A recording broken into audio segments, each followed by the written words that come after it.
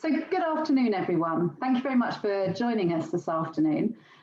So my name's Davina. I'm the Managing Director at the E-commerce Club, and we're operating this webinar in conjunction with our partners, the Fashion Network.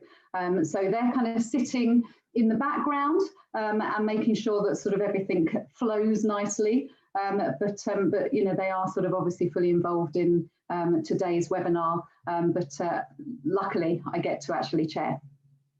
So I'm going to kind of give you a little bit of an overview as to what it is that we're planning to do today, the format, the topic, some of the discussion points, and then I'll introduce you to the panel. So the kind of sort of thought process behind today's topic actually came about from a previous webinar. And what we wanted to do was to kind of sort of follow up on that. And I think because of the pandemic, partly, but also because of the way that retail was going anyway, we've seen a massive increase in people shopping online. And because of that, that means that there's perhaps a kind of slight sort of disconnect between some of the sort of interaction that maybe you would have had when you were dealing with a retailer in store. And how do we now sort of look at, if you're actually sort of selling online, how do you bring in that human element to the customer service? And looking at sort of, you know, whether that's a combination of AI and then human contact and where those kind of lines are drawn, and, you know, who's getting it right and who's getting it wrong. So we wanted to kind of look at sort of, you know, what do we mean by humanizing e-commerce? You know, do customers prefer to interact with e-commerce stores, or actually is their preference just to be able to come in, find the information on screen, buy, you know, and get it delivered to their door and not have any interaction at all? Good examples of businesses with a human touch, and some of the kind of common sort of, you know, customer sort of inquiries and some feedback from our panel on, you know, what they see as being kind of important areas to be considering. So that's the kind of idea behind the topic. What we want to also encourage is that if you've got questions, there's a chat feature. Please do sort of post a chat. You know, we want to try and make sure that we're interjecting some of those questions throughout the actual sort of flow of today's event. So, you know, we'd love it if you actually sort of are posting your questions or your comments, and, you know, either we can answer them sort of in the actual chat box itself, or we'll answer them sort of, you know, live as part of the conversation. So please do sort of try and interact as much as possible there. So without much further ado, I want to introduce you to the panel. So if I can hand over to Stephen, if we can go to you first, if you can just say a little bit about, you know, who you are, where you work, what your role is, but also sort of, you know, maybe a little bit of background about experience and so on, that would be great. Sure. So thank you for having me today, guys. My name is Stephen Rogan, working with Shopify. I lead a team of customer success managers here in Europe, working with many of Shopify's largest, most complex, highest volume merchants here in the UK, Ireland, and throughout Europe. My background is largely in tech, more recently in the market technology space. And yeah, look, excited to be here, talk about humanizing e-commerce and share what I have for you. Excellent, thank you so much. Damon, if we can hand over to you. Hi everyone, so my name is Damon Sloane. I'm a retail executive with over 16 years experience in e-commerce, digital marketing, and omni-channel retail. Most recently, I've had the opportunity to serve as the VP of e-commerce and customer experience at David's Tea. David's Tea is the largest specialty tea retailer based in North America, and also as the general manager of e-commerce and digital at Michael Kors. So I've had some, you know, a lot of experience with some pretty big businesses from an e-commerce perspective.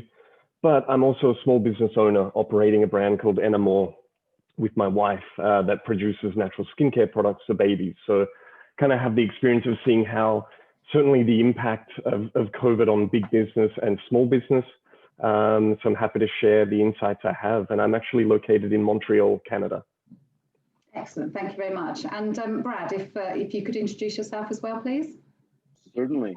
So first of all, thank you again, Davina and Dale. Great to be a part of E-commerce Club and the Fashion Network. And again, thank you to Stephen and for Damon, colleagues and friends, kind of joining in on all this this great knowledge and sharing great knowledge. Heyday is in the business of connecting e-commerce brands with their clients via chat, via Facebook Messenger, WhatsApp, so on and so forth. Simply put, it's there to have a conversation. It's there to be human. And that's what we want to talk about today. So very interesting, Davina, you talked about previous subjects. We talked about empathy in retail. We talked about how to connect with the customer.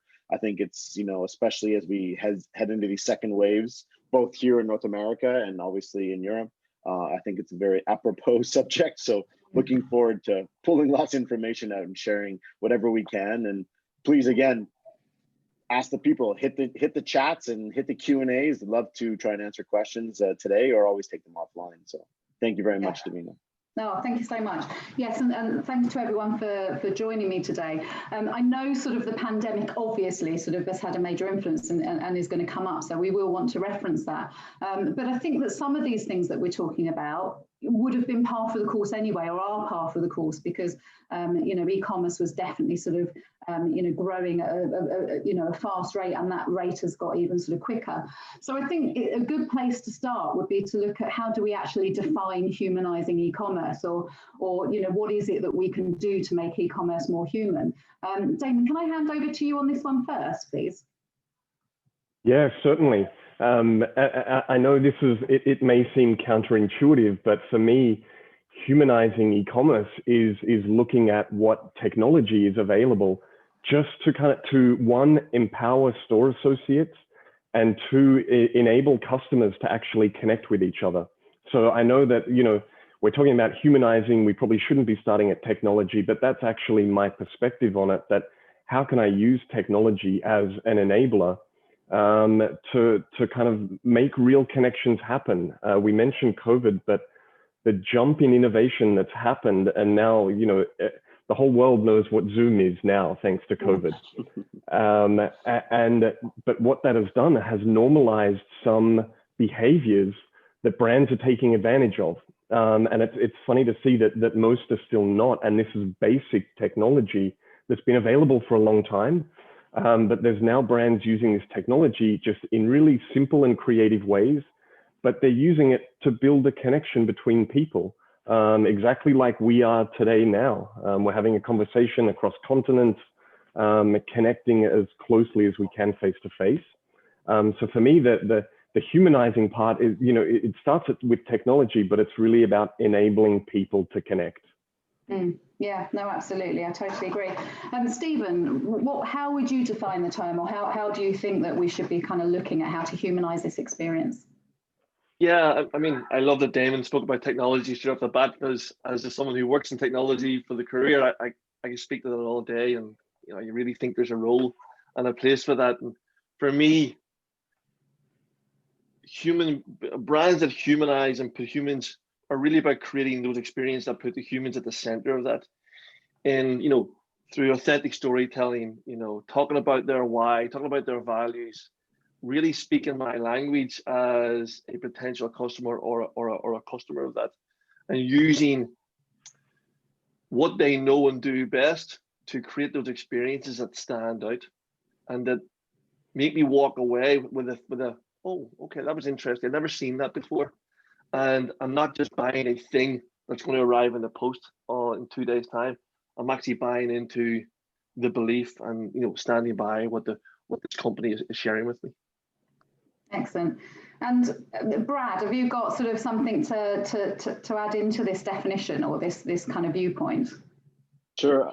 I think I have I have a personal and obviously not a professional view. I think my personal view is, when I define e-commerce, I think about a V1 or a V2. I'll propose that today we're in a V3 type of environment for e-commerce because of the acceleration and everything else.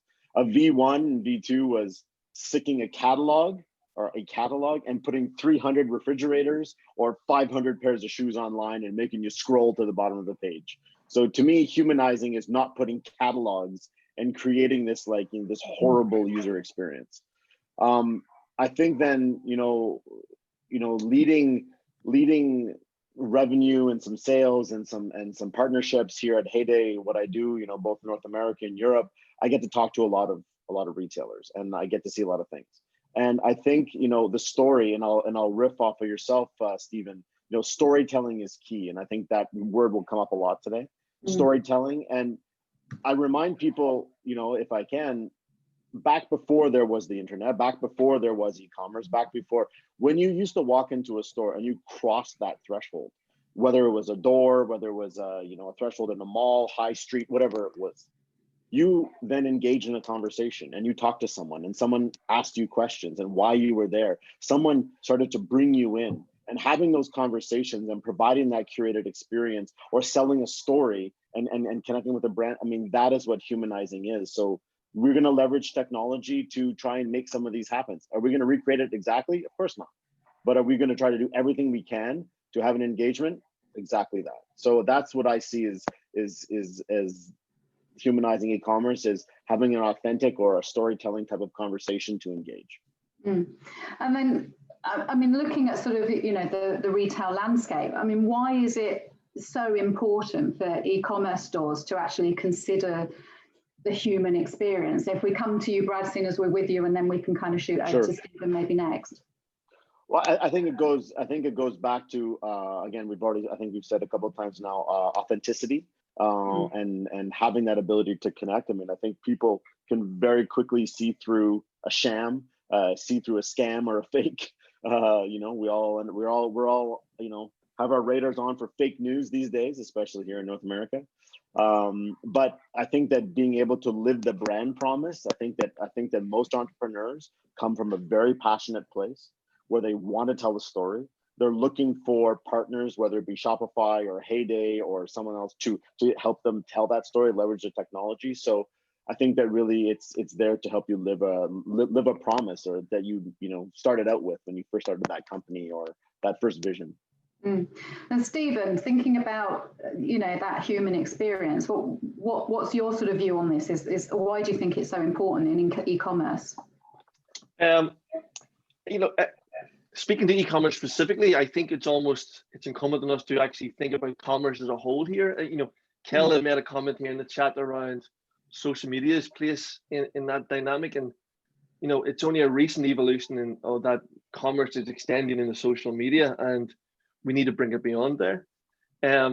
One of the things we're seeing now is never before have customers had greater choice in where they spend their dollars or where they place their votes or what they do with their money in terms of choice. So great products is the entry price. You know, it's table stakes. Now we need and we expect the brands that we want to go towards to stand out in other ways, to mean something for us more than the problem this thing that solves, and we align to that. So I think it's critical that brands focus on why that matters and focus on what matters to their customers, and really give it to them. And if they're not, then they're missing the point of it, really. Absolutely. Damon, have you got any thoughts to add on why it would be so important? Yeah, to add to some of that, I mean, I really feel the heart and soul of, the heart and soul of retail and commerce has always been about social connections and social interactions. And that point that now people don't just want to buy something, they want to understand why that product was even made in the first place and what problem does it solve. And that's what the kind of the story that they align with, or it aligns with their values, or they think, oh, well, okay, that's a great thing. I've thought about that problem too. I wasn't smart enough to solve it or build a product for it, but I'm glad that there's someone out there that has. And we're building those connections, I think, to Brad's point too, about being in this kind of third wave of innovation, that we started out with e-commerce as in the sense of catalogs, and then omni-channel was kind of the buzz, where it was like all the convenience that we built from an e-commerce perspective, how can we use that in a retail location?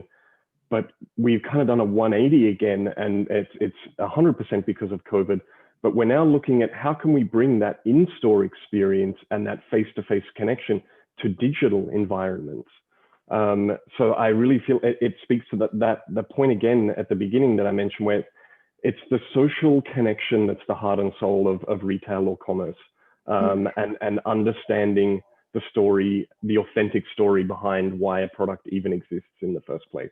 I'm just going to reference one of the questions that's come up on chat from Kayla Hunt, and she was asking about social media and does that sort of run nicely alongside humanizing e-commerce, just in terms of engaging with the consumer, allowing them to essentially buy into a story, not necessarily just pushing the product.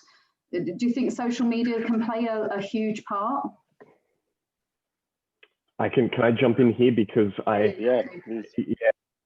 feel like this again, and if we think about the waves that happen in social media, you know, it used to be that brands were using social media to kind of present this facade of a world of retouched photos and kind of something that was impossible to emulate. But now I think the smarter brands are using social media channels as a kind of a behind the scenes channel into the world of the brand, because it's consumers, I think, and again, to Brad's point, that we've got our fake news radars on. We know it, we find it hard to kind of believe everything that we see and that we hear. And so if everything from a social perspective is presented in a we're perfect scenario, that's a little hard to believe. But when we see the kind of connect with the behind the scenes and we see the errors that the brand makes and some of the faults that the ways they've tripped up along the way, it makes us connect with the brand even more. So it all comes down to being authentic. Yeah, love that. I have a thought here, you know, around the social piece. You know, nobody opens up Instagram to buy a product, right? They open up Instagram to learn about things, learn about the companies. And we all have a fairly acute, you know, BS sensor when the brands are on Instagram and they want to sell us. They're just there to sell us a thing. And we can resonate and we can relate more to exactly what Damon just spoke about. Hey, here's how we've messed up, or here's our story of how this company's formed.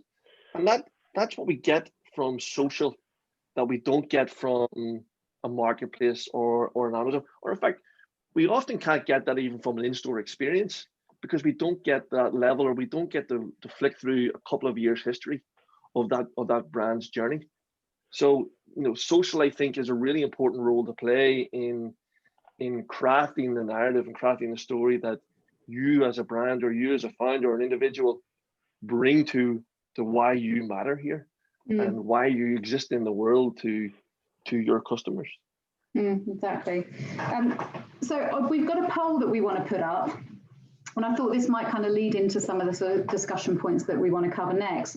So I think you can pop the poll up for me, please, Dal.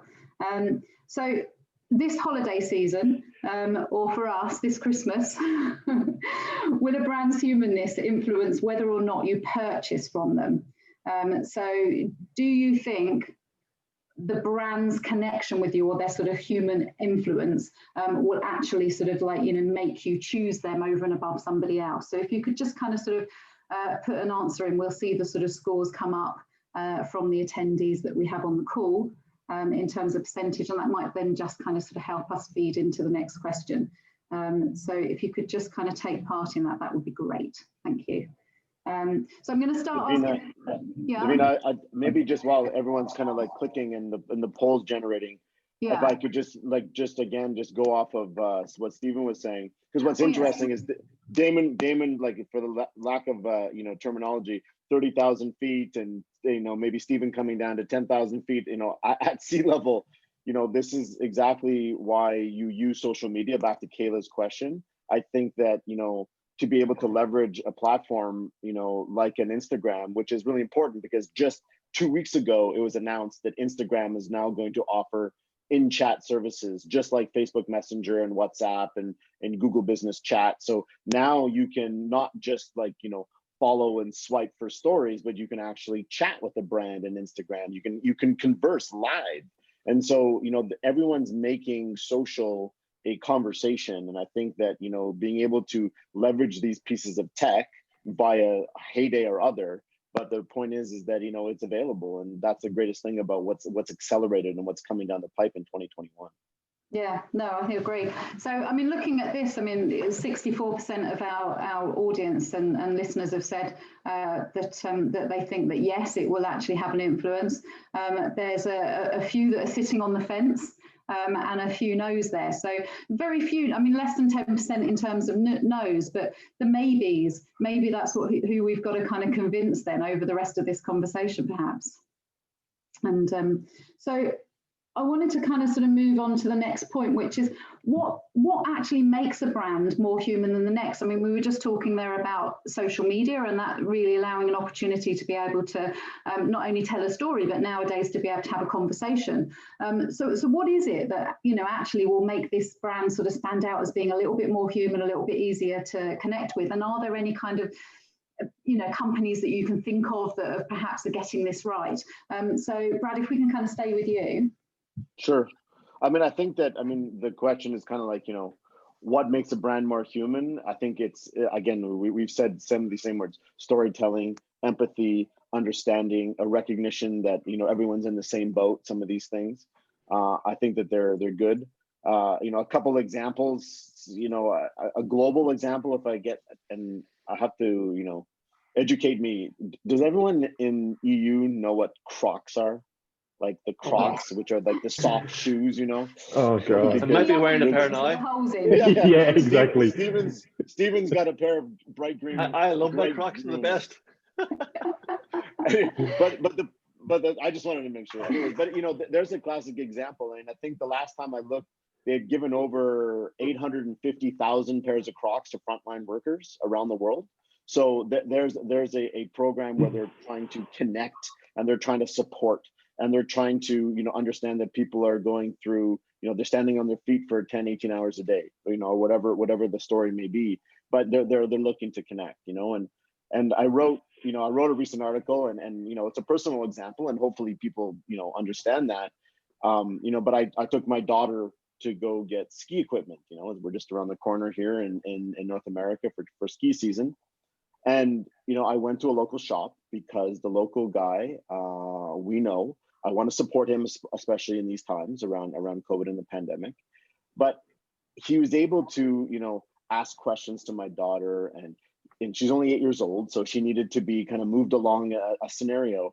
But, you know, convinced her that, you know, the next boot up is a little less comfortable and it has 4 buckles instead of 3 buckles. But don't worry, these are racing boots, and now you'll be able to race with all the other girls down the mountain. And this story and this understanding of that one-to-one connection, I mean, obviously sold it to her and sold it to me too, by the way.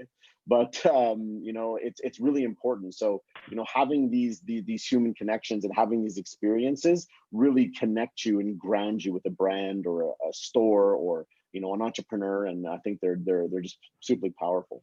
No, I agree. But how easy is that to translate into e-commerce? Listen, it's not easy. It's not.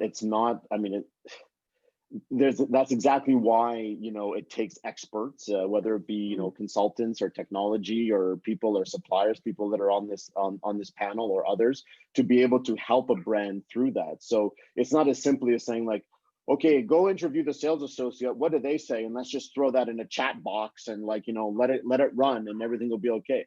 Absolutely not. I mean, even just talk about the difficulty inside Heyday, we actually have conversational designers, not unlike, you know, game designers of 10 years ago and today.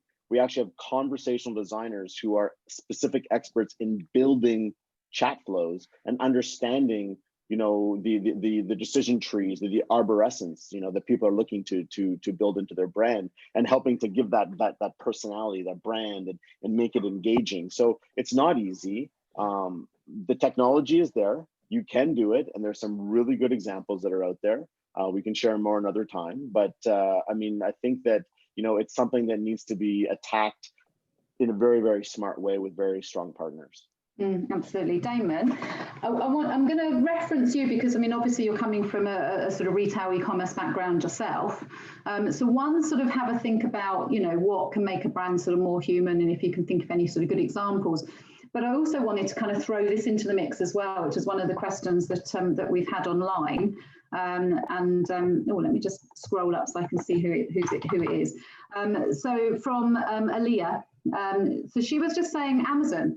If you're selling through the Amazon platform, of course, they've to an extent removed a lot of the humanness. So have a think about sort of brands that are getting it right, and then also have a think about how do you kind of recreate that or sort of translate that into something like Amazon, yeah, is there any way of sort of making those things work?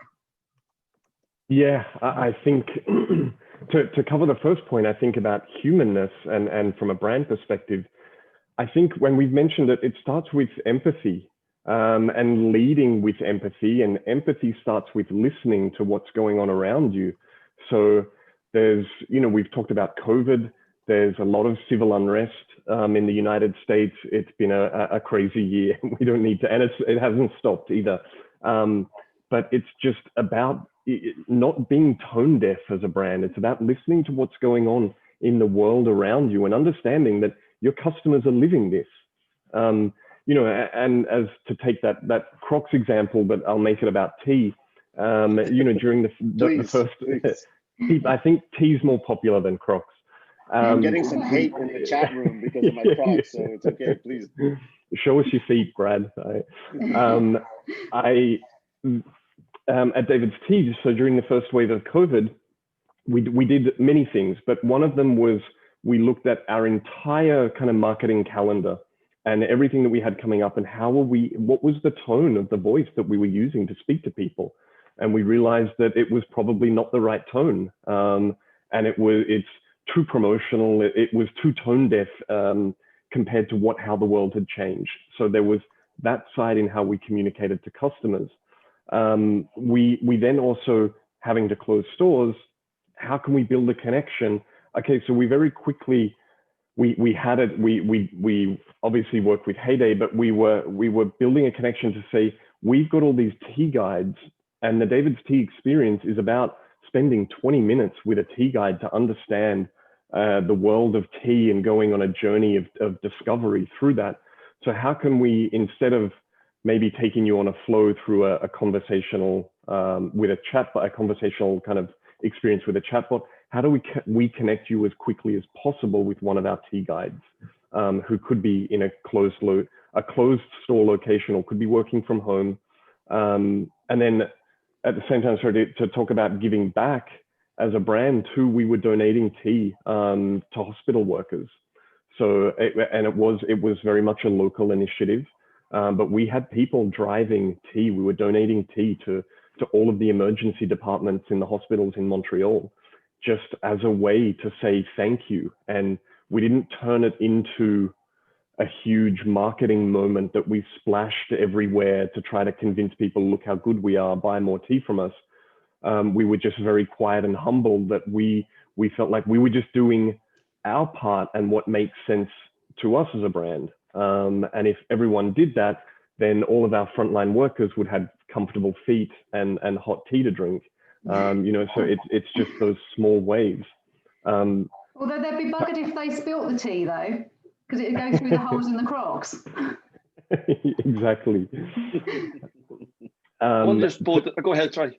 Because to jump over to Amazon, wow, have they taken the humanness out of commerce? Absolutely they have, but it's not, there's no easy answer here. Look at how basically the value of shares, look at the market share that Amazon has able to take over and eat up since COVID. So it kind of feels like there's a contrast there. It's a contradiction that the most inhumane brand in the world, if I can say that. Sorry if there's anyone from Amazon on here. And I shop at Amazon because it's kind of a necessary evil. We all shop at Amazon. I think that's the problem, isn't it? Yeah. So and wear Crocs. In a way, I don't know what the answer is. I actually think as a brand or even as a small business starting up, the only way you can compete with that is by selling your story, is by being authentic, is by being as human as possible, because you're not going to compete with Amazon where they do, whether it's speed and price and range of products. But how do you work it though, if you want to sell through Amazon, which of course many sort of businesses do, particularly young business where they need to, to have that reach. is there any way of making that more personal? I'm guessing not, because you don't even have interaction with the customer really directly, do you? I wanted to jump in. I love that Damon spoke about empathy, and the importance of that. It's difficult to be empathetic to a customer number. And when you disintermediate yourselves from actually who you're selling to, and Amazon has an important place to play as a channel for all brands, should they want to go down that route. Okay, so we spoke about it solves for fast, it solves for convenience, and it solves for it's a big product search engine, and there absolutely is a place for that. But I think a 100% reliance on that creates a disconnect that you're missing by I'm completely biased. I work for Shopify, and for us, it's Shopify is a platform that allows you to speak to your customer directly, to own that information, to understand your customer in a deeper way that maybe you're not getting from a marketplace, and there's many of them as well. So, for me, it's how do you create those opportunities through your technology, or your messaging, or indeed your mission, and the only way you can do that is by controlling that yourself, and deciding that Amazon's a channel for you, the same way that Instagram may be a channel for you, or Twitter can be a channel for you, or Pinterest, or the plethora of other platforms there to use. I suppose it also depends what you're selling to an extent, because there's obviously some kind of low touch type products that don't necessarily need to have any kind of sort of major interaction around them, because they're just straightforward. If you're just buying yourself a notepad, how much guidance do you need potentially, or how much interaction do you need with that brand? Okay, so I'm going to go to the next poll actually, if you can pop that up for me, Brad. So this one is, if you think of a brand that one that you feel connected with, the one where you sort of feel that there is a bit more of a human element going on, where do you see that humanist coming through? Which channel do you feel is the most appropriate for you to have that kind of connection with the brand itself? So if you could vote, that would be great. And we'll go to the next question, and then we'll kind of sort of pop back in and see the results of this in a minute. So actually, Damon, if I can kind of switch back over to you, how can brands better understand how they're relating to their audiences? And what's a good way of kind of sort of, keeping the pulse of your audience? I really feel like the unsung heroes here are actually the people on the front line. And if that's in a retail setting, that's your store associates. If it's e-commerce, I'm talking about the customer service people. Their voices are often lost in the mix of what's happening with customers, because we think we're doing great things, and we look at numbers, and then we believe our own kind of numbers and our own hype.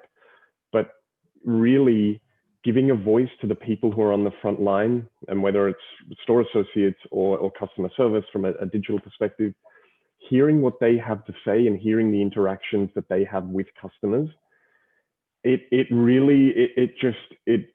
kind of rips the blanket off.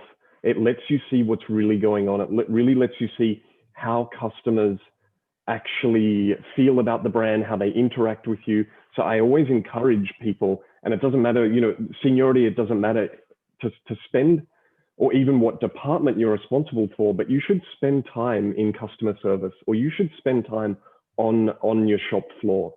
And the knowledge you'll gain there, and the connection you'll build, and it's not necessarily the one-to-one connection with a customer you might serve, it's just more the real conversation you might have really sets the context for kind of the reality of what your customers are dealing with. It's not about numbers. It's not about customer lifetime value or anything like that. It's, if you want to stay connected, keep connected with your frontline workers, because they really know what's going on with your brand.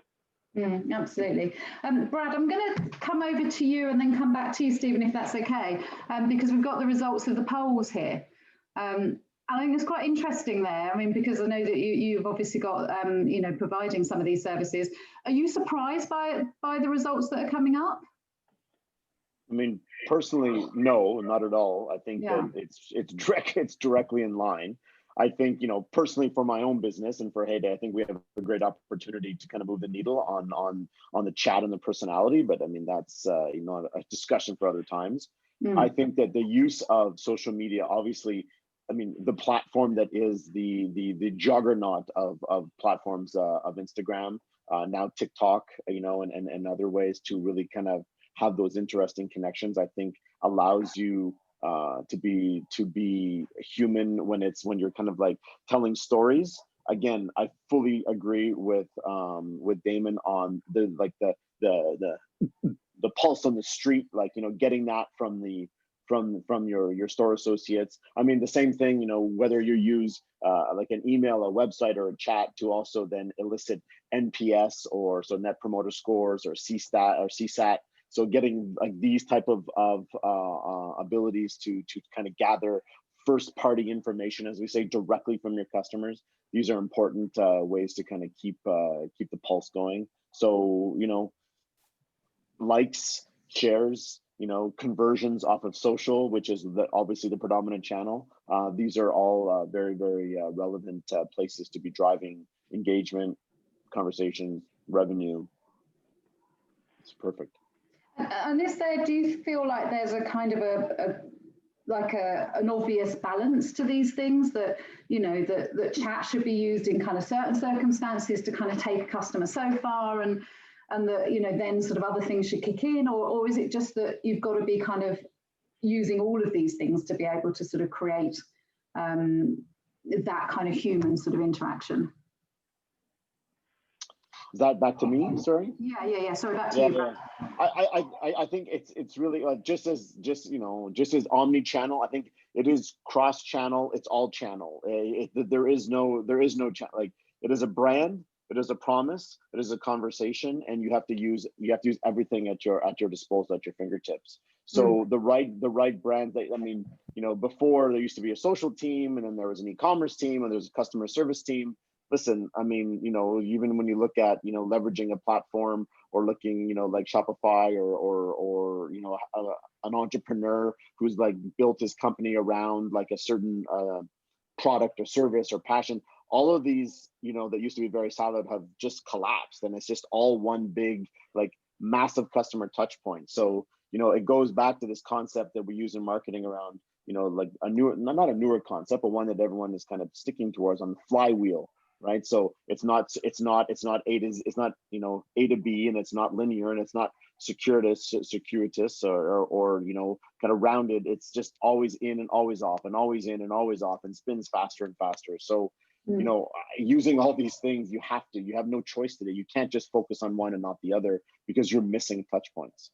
Yeah. And so, Stephen, have you got a perspective on this from? I think, well, just to riff off what Brad has said, the omni-channel is one of those terms that terrifies people when they hear about it, because, and I think it's important, it doesn't mean you have to be everywhere. It just means you have to be everywhere your customers are. So, you know, really, and that's placing your customers and the humans right in the middle of it all. So, you know, don't be daunted by it, and jump into it. For me, you know, seeing social media come up there, you know, wasn't surprising. It's the only avenue we get where we can interact with a brand in our living room passively, and they get us at our when we want to interact with them, you know. So that's not a big surprise, and I think a lot of people are moving that way. And obviously with the rise of social commerce and that kind of thing, commerce is going to meet us more there frequently. The chatbot, I mean, I love that. I use chat as my go-to now. I mean, every website I go to, because I'm a patient. I want to know, do the Crocs have my Crocs in size 11? Because I want them in my door on Thursday. You know? Yes, Stephen. Yes. Stephen, you're going to get free Crocs now. I'm not even kidding you. I'm wearing Crocs right now, but I think prove it. I'm not going to show my feet. I think if we go down, if we pull that thread, you know, we really get into what role does technology play in this whole space. And fundamentally, you know, we're all living in a bit of a socially distanced world right now, and we are in some form of lockdown at the moment. And technology allows us to start to bridge the gap between offline and online. And that's when it's used at its best, and that's when it's used for, again, look, a much used word today is, that's when it's used to create that connection. So, you know, we talk about things like what role will augmented reality play in the future? What role will virtual reality play? We've all been on websites where there's been some, kind of 3D video, and think about how that shifts the dynamic of how you interact with the product and what memory you leave that brand with. And equally then for companies that are using video in innovative ways, either in how you buy right now or actually how you follow up the sale. We're seeing companies use video in really amazing ways post-sale that it continues the conversation beyond your Chrome browser or your Instagram page. And I think that's really, really critical for allowing brands to do what brands do best. I agree. I'm gonna hop over to Damon now if I can. We've got a question from Susan Bailey. She's a startup, and I know that you've got a startup as well. And I want to kind of relate this back to what Stephen and Brad have been saying about the various kind of channels and how best to sort of create that humanness. It is difficult, surely, as a new business, is that, you're often, very, very stretched in terms of sort of what you're able to actually sort of cover. If you can't do everything, if you've got a very limited team, do you kind of sort of pick one or two things and forget everything else? Or do you feel like you've got to kind of spread yourself over those channels? Or do you have any tips sort of as to, where's the best place to kind of start? I'd say, as Stephen mentioned, you start where your customers are. And that's your first starting point. My opinion, I always think, go as deep as you can and execute really well in the channels that you choose. Don't spread yourself too thin. Yeah. Don't think that, let's say if TikTok is the emerging social channel right now, but maybe it's not right for you. Maybe 16-year-old girls dancing in their living room is not the best way to promote your brand. So I think it's more important about what you say no to, so that you can stay focused with limited resources. I find too, I'm not biased. I'm not paid by Shopify here today, but I've had the experience of working with multi-million-dollar e-commerce platforms, and my startup runs on Shopify, and I can't believe what handy then. Yeah, that's I had to intro that, and I'm often blown away that I'm getting almost the two very similar experiences from a customer perspective. One costs millions of dollars, and one is a small monthly fee that I can cover as a small business. So I guess the technology is there. You just need to focus. You need to say no to the things that are just noise and stay focused on the channels that make sense for you. And what makes sense for you is where your customers are. I'm going to put the next poll up now, actually, which is, if you can pop it up for me, Dale, which is, in your opinion, and this is obviously to everybody who's tuned in today, in your opinion, who should own an e-commerce brand's humanness, and whose responsibility is it? So is it the marketing team, the e-commerce team, sales team, customer support, or everyone? So, I thought this might be kind of a good way to lead into the next question, which is, if you're a retailer, and what are you going to do to re-envision your omni-channel experience, your in-store, your online, your overall customer journey? Obviously things have massively changed over the course of 2020. So, what should you actually be doing to re-envision your human touch points and your your customer journey at the moment?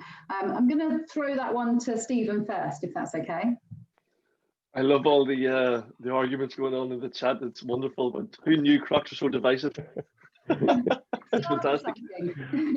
Yeah, look, I'll keep it fairly simple. We all have to rethink and invest in what your customer experience is, and that's equally applies for online and offline, and every step of that journey, and start thinking about how we can remove the friction at any point. Set up a sharp edges committee and look for those sharp edges.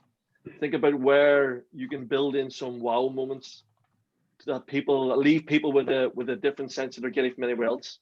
And most importantly, connect that all together right the way up the chain, whether it's your marketing, your sales, your support, you name it, your leadership, the whole way up to the chain. It needs to be all connected, and you need to be all rowing in the same direction there. Okay, and if I can pass over to Brad now on this one.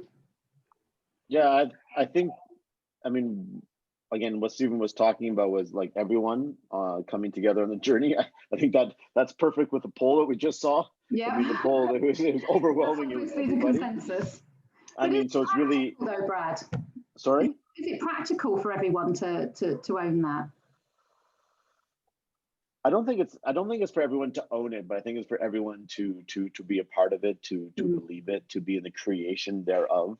That I think is the most important. I think that, you know, there was something I was thinking about over the last, like, you know, couple minutes, and when Damon was talking as well, and that is democratization. And so not only for the startup, you know, for I believe it was Susan, you know, as a startup or as Damon, the democratization of the technology of the platform. It doesn't have to be millions anymore. It can be literally $49 or $29 or whatever it is, 59 quid, you know, per month, and, you know, off you go. And so that ability to open that up, I think, so that's, you know, for the entrepreneur.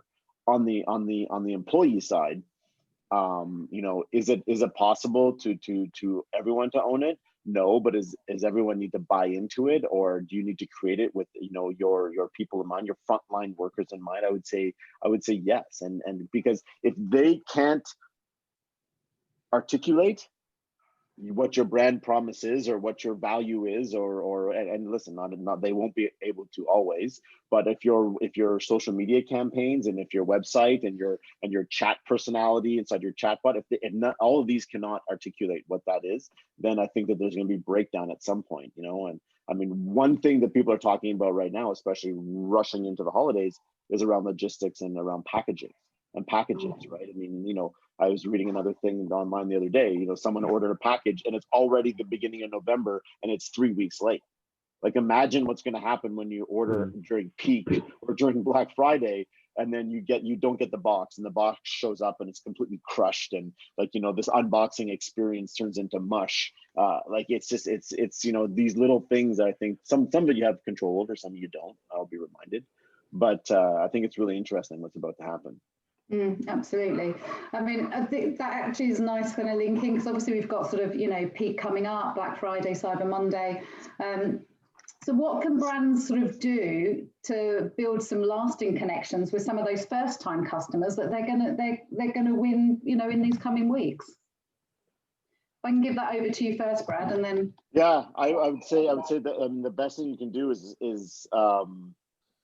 because they're going to be first-time customers, they need to be you need to be transparent. So let me use the example of shipping and shipment and tracking. You know, we have a number of customers that are working with us right now because either, you know, Canada Post, United States Postal Service, or Royal Mail, or, you know, insert logistic carrier here is kind of holding some of them hostage and making them pay more money and making sure that they're paying premiums to get things out earlier and what have you, or whatever it might be. We have groups that are like, you know, we need to tell people if they click on shipment tracking or track my order, you know, or, you know, where is my shipment, like right away the image is like, listen, things are delayed, some of it is out of our control, we're doing everything we can, right? Whether that be in French and English and Spanish. So you're speaking the language of your customer, you're giving them the information and being transparent and sharing with them even your own pain point, perhaps, not that sometimes they really care, but the point is that you're trying to connect.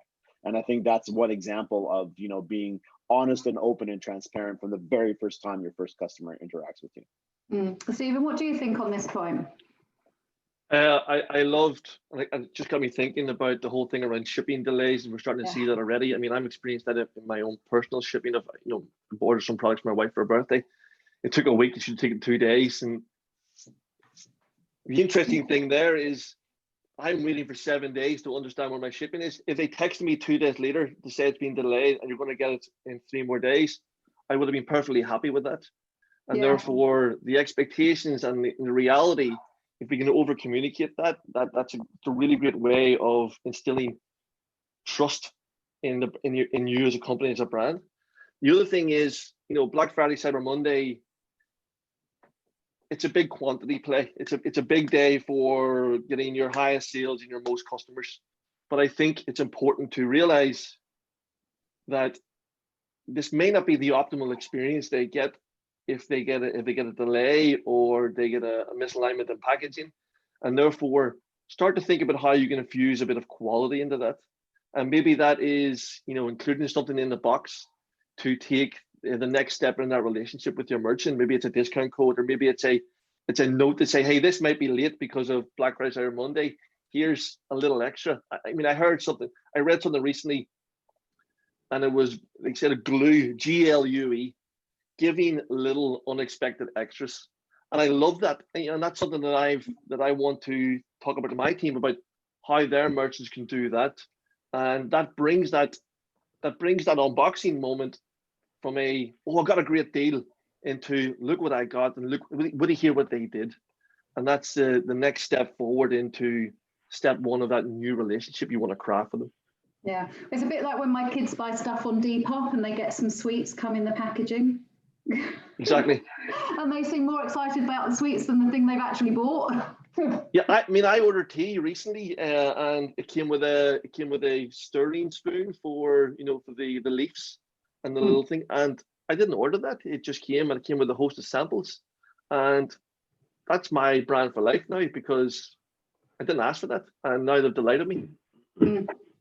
So Damon, have you got anything that you're thinking about here in terms of how does a retailer take those new customers that potentially they're winning, and they're winning them because they're offering them a deal over sort of Black Friday, sort of Cyber Monday? How do they sort of one, try and create an experience that ties them back in, but and just to be able to still give them a good brand experience?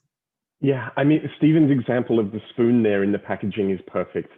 I think you need to be careful about thinking these, especially with first-time customers, that there's going to be some long linear timeline or experience with your brand. It's not. It's really about excelling in micro moments, and it talks to your acronym of GLUE. The spoon in the box. It's those.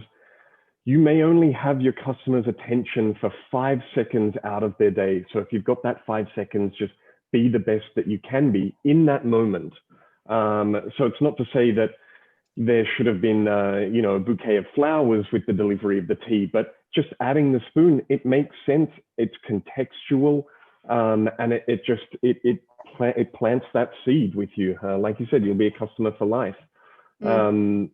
I think too, for me, in my perspective, everyone now is time poor. So in a way, time is the new luxury currency.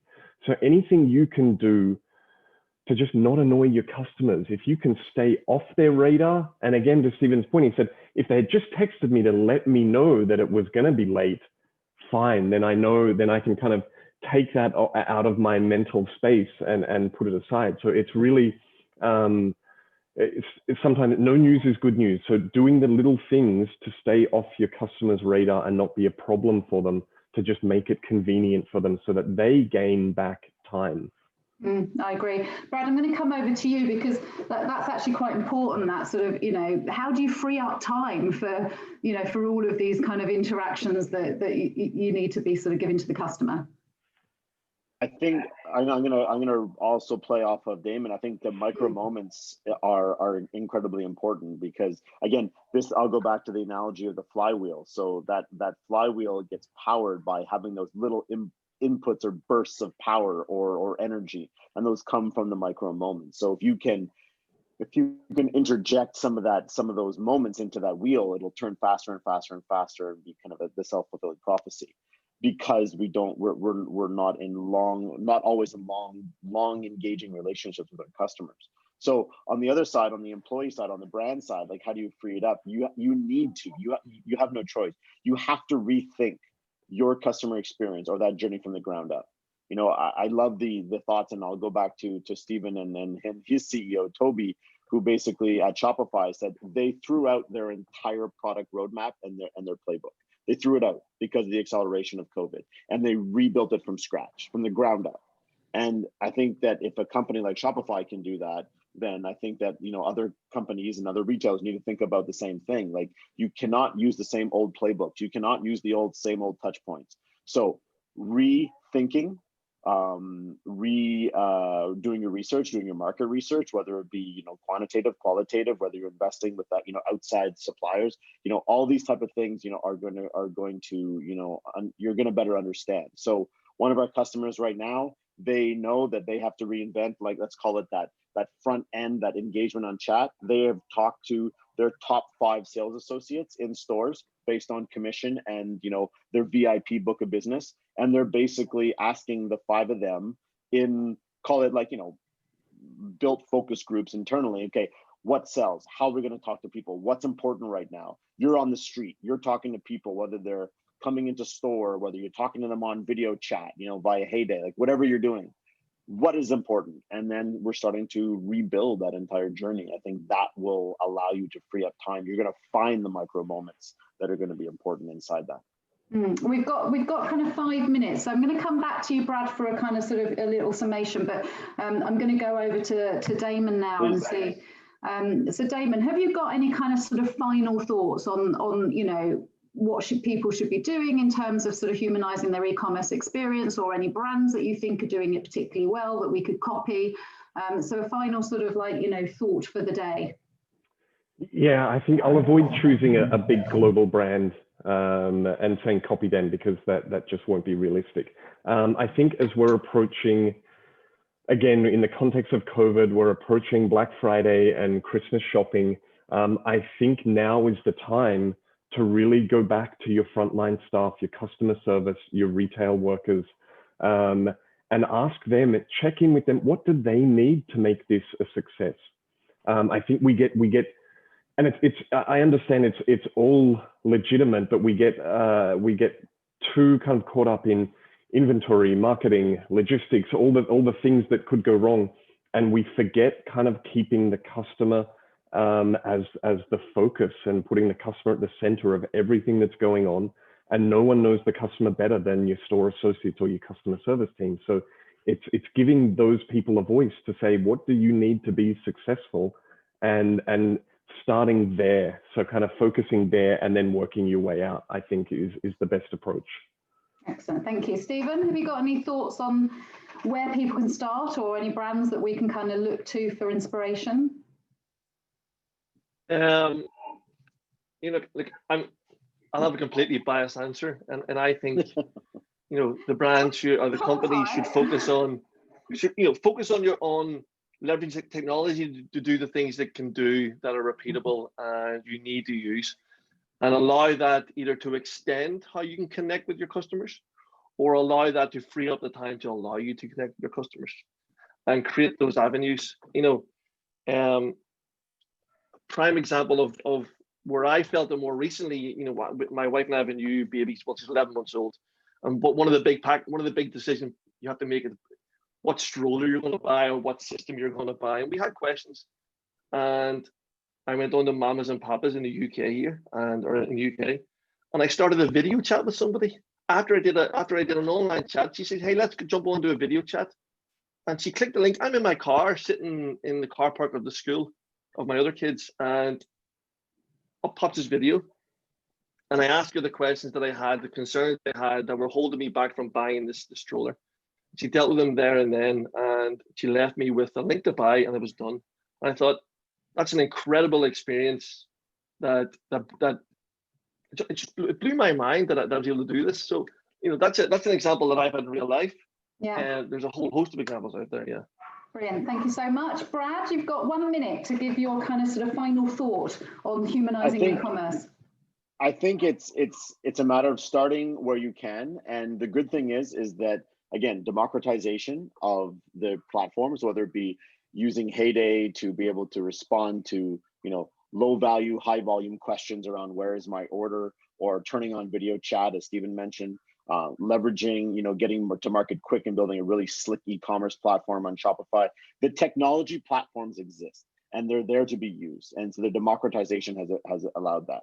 Now from there, I think that you basically leverage, once you've bought in, and invested in. Now you have to go all in, and you leverage the pieces that are the most important to free up the time. Automate the things that don't make sense that you have to do anymore.